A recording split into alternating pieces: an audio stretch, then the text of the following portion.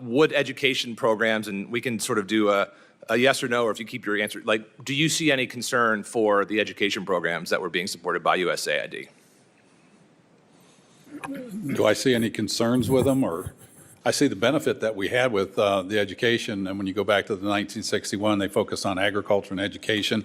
And as Mr. Nazio brought out, we used to educate leaders around the world that when we go around, as you go on delegations, they were educated here. There's over 300,000 students going to China. That used to not that many coming here in the past, but China has jumped on this, and they see the value, and that effect from that will be 10 to 15 years down the road. Let me ask you one, let me show you or mention one major benefit of education that has to do with conflict. They've done studies of all these militias that are so vicious and so destabilizing all over the world.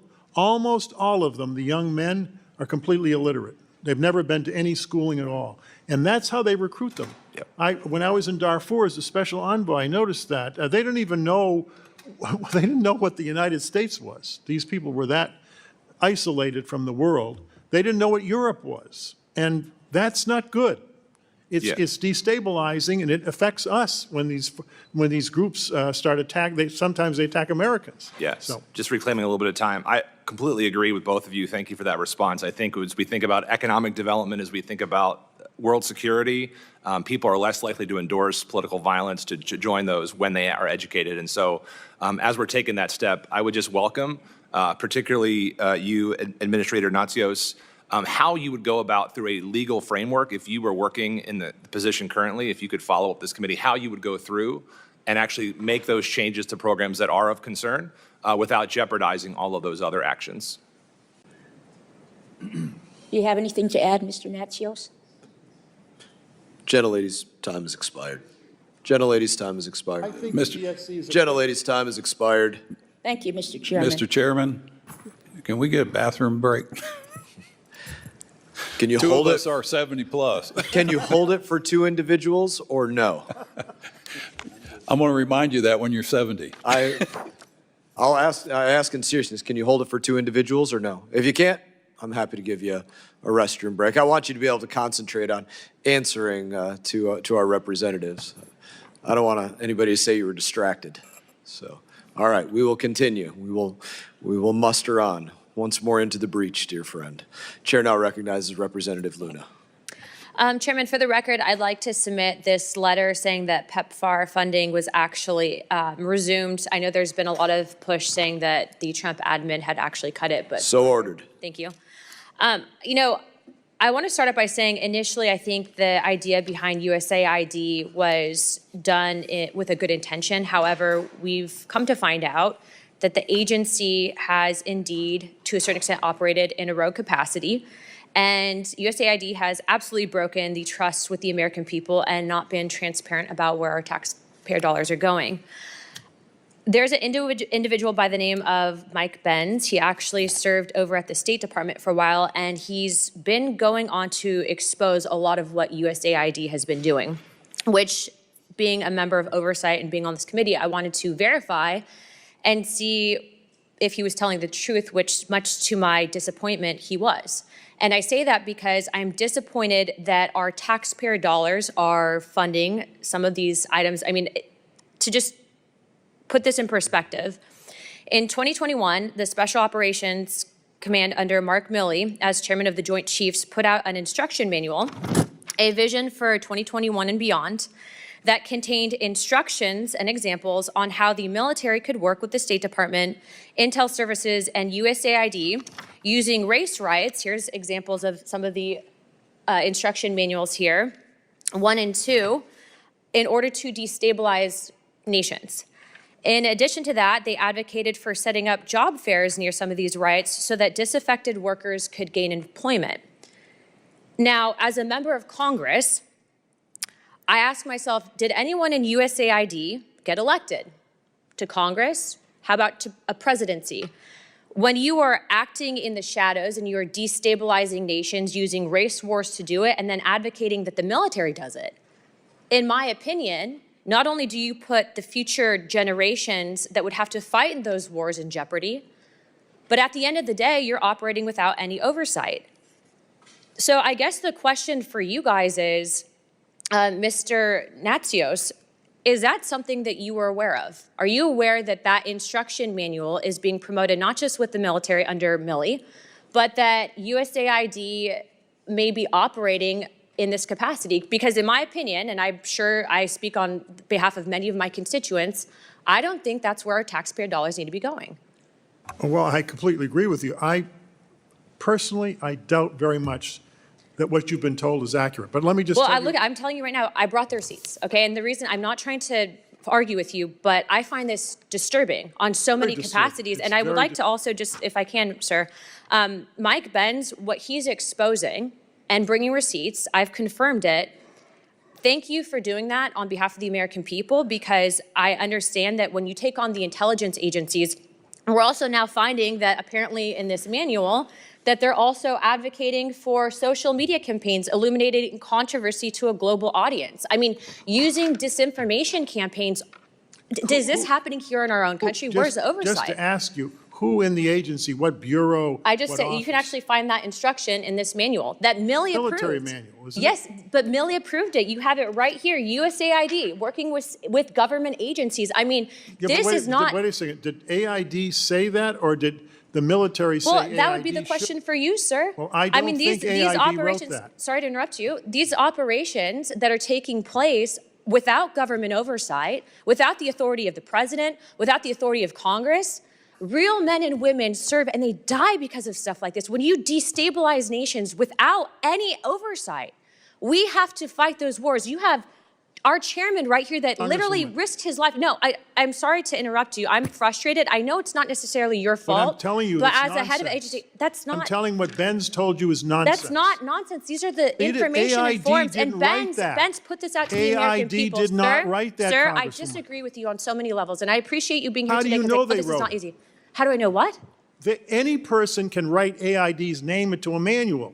It goes on all Sir, the time. they are advocating that the U.S. military Not work the- with not taxpayer-funded State AID. Department, USAID funds to destabilize nations. That is Someone in unacceptable. special- I don't care who wrote it. USAID needs to come down and condemn it. They need to provide oversight to Congress on exactly where our tax dollars are going. And I know I might be at 17 seconds with our time, but sir, I hope that you agree. Can I, yes or no, do you agree that this is wrong, period? I Should think this the be military happening? should be held accountable. I think it's And should nonsense. USAID condemn it? Nonsense to Should suggest that USAID AID condemn wrote it? that. Should they condemn it?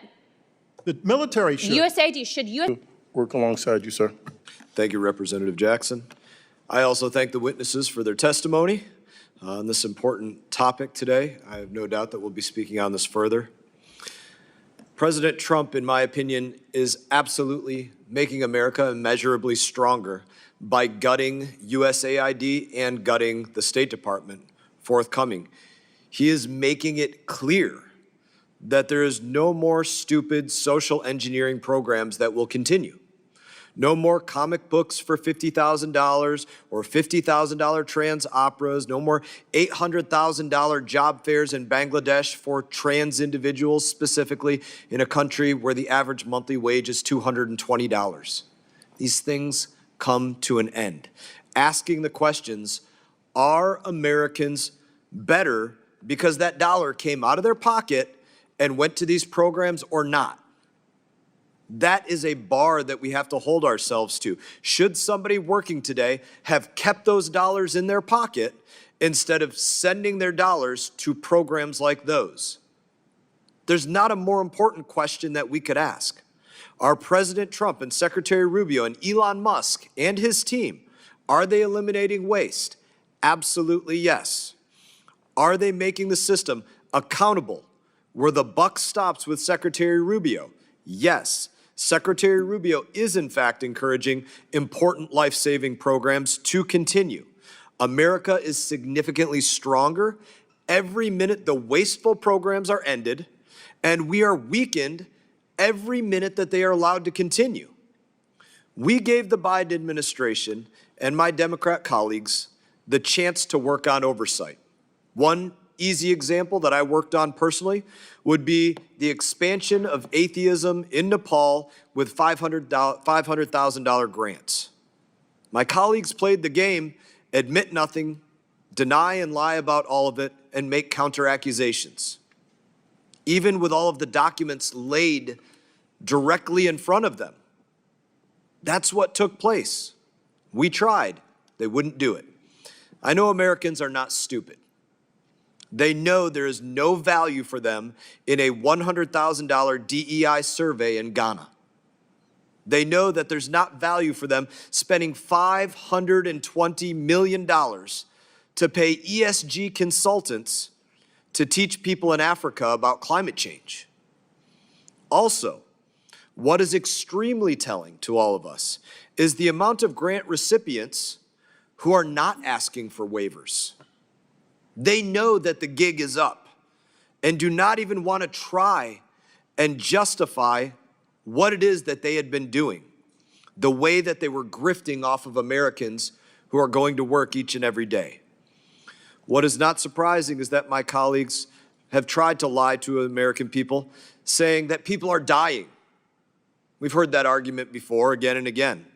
My colleagues have said about 10 times, at least in this hearing, that there was an elderly lady in Thailand who died because they couldn't get her the oxygen she needed because America cut off aid. Let's tell the truth about what really happened. The NGO who was providing oxygen, International Rescue Committee, known as IRC, their CEO, David Miliband, has a salary of about $1.2 million a year. That is the theft, the larceny that's going on at USAID, where the grants, well, even possibly life-saving grants, are paying for high salaries for former British members of parliament. Parts of PEPFAR have been approved for waiver because it provides life-saving medication to people who need it. Certainly not the abortions they were conducting, but that took Secretary Rubio shutting down the program, reviewing the BS that was going on, and correcting it. Combating the spread of Ebola has been approved for waiver because it's life-saving. World Food Program aid in Haiti has been approved for waiver because it's life-saving. What hasn't been approved is the waste, the grift, and the larceny. Now, despite the arguments that we've had today, we do agree that aid can be effective and that aid can advance America's interests. But the countries that receive aid will not receive it if they are taking the United States of America and its people for granted. And it will be life-saving aid, period, not social engineering. In that, I will ask that members of the committee have some if they have additional questions for the witnesses, that you do respond in writing. Pursuant to committee rules, all members may have 5 days to submit those statements and questions and extraneous materials for the record, subject to the length limitations. Without objection, the committee stands adjourned. Mr. Chair, can I say one comment? Committee stands adjourned, Mr. Yoho. Okay, But I'm happy to speak to you following this. I'll do that. Thank you.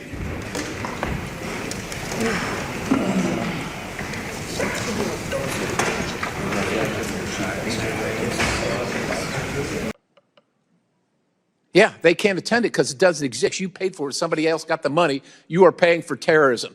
This has got to end. I yield, Mr. Chairman. Thank you, Mr. Perry. In addition, we don't even have an embassy in Afghanistan. Chair now recognizes the representative from California, Mr. Barra.